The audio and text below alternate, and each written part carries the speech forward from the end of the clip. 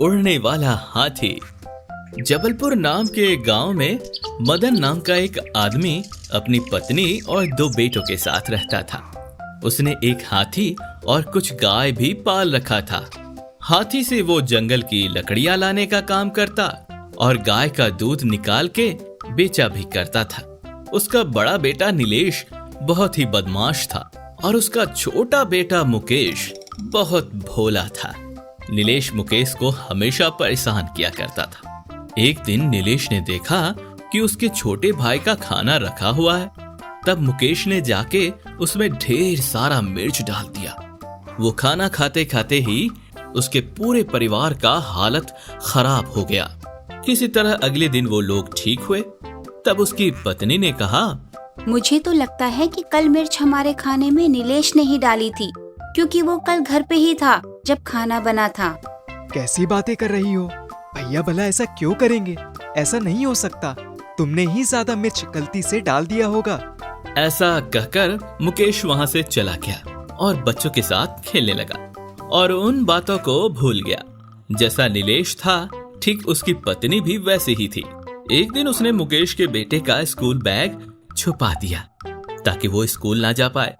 जब मुकेश का बेटा स्कूल जाने के लिए बहुत खोजा पर नहीं मिला, तब उसके पिताजी उसके लिए एक नया स्कूल बैग ले आए और वो अपना नया बैग देख के बहुत खुश हुआ। कुछ दिनों के बाद नीलेश ने सोचा कि कैसे मुकेश को परेशान करूं। जैसे ही रात हुआ तब उसने मुकेश की गाय को जंगल में भगा दिया ताकि उन्हें दूध ना मिले।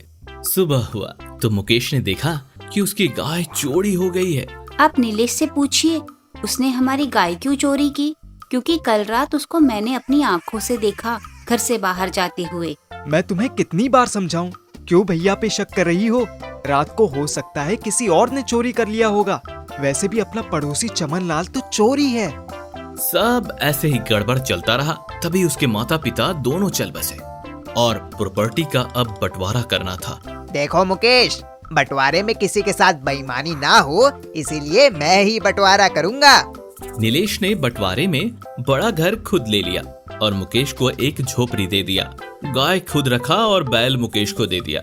जिस जमीन पर फसल होती थी वो सब रख लिया और मुकेश को सिर्फ एक हाथी दे दिया, क्योंकि उसने सोचा कि इतने मेहनत कौन करेगा और हाथी खाता भी तो बहुत है। मुकेश ने कोई शिकायत नहीं की और पत्नी के साथ चुपचाप झोपड़ी में रहने लगा। लेकिन उसकी पत्नी को बड़ा गुस्सा आया। मैंने आपसे कहा था ना, ये नीलेश बदमाश है। देखिए उसने कैसे प्रॉपर्टी का बंटवारा किया।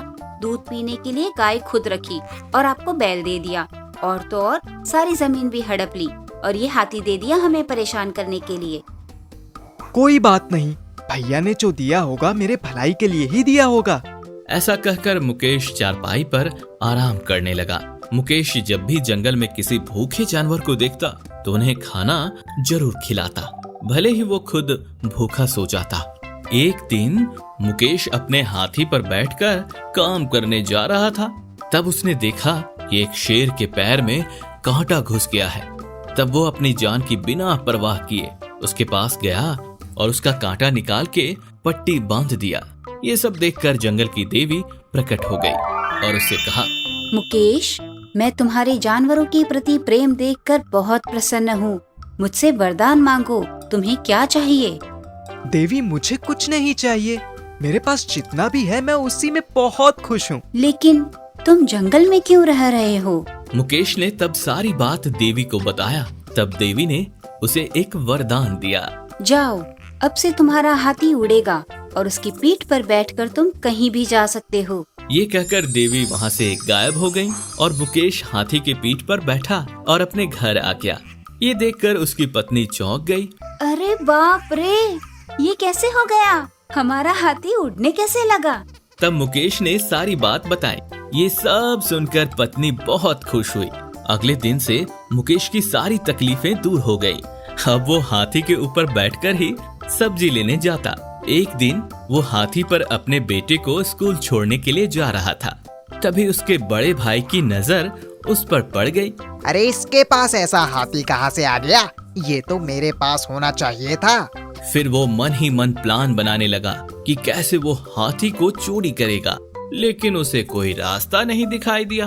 अगर वो हाथी मुझे नहीं मिलेगा तो मैं उसे मुकेश के पास भी नहीं रहने दूंगा। ऐसा सोचकर उसने एक योजना बनाई। उसने एक बड़ा सा लड्डू लिया और उसके बीच में एक बम डाल दिया ताकि हाथी खाए और वो फटे तो वो मर जाए। जब मुकेश का पूरा परिवार घर में सो रहा था तब वो आया और हाथी को वो लड्डू खाने को दिया। अब वो हाथी जादुई था, वो सब समझ गया और वो लड्डू उसी के मुंह पे दे मारा और बम जब फटा तो नीलेश भागा। अरे बाप रे, मैं तो मर गया, अब दोबारा यहाँ नहीं आऊंगा। ऐसे ही मजेदार कहानियां सुनने के लिए हमारे चैनल को जरूर सब्सक्राइब करें। धन्यवाद।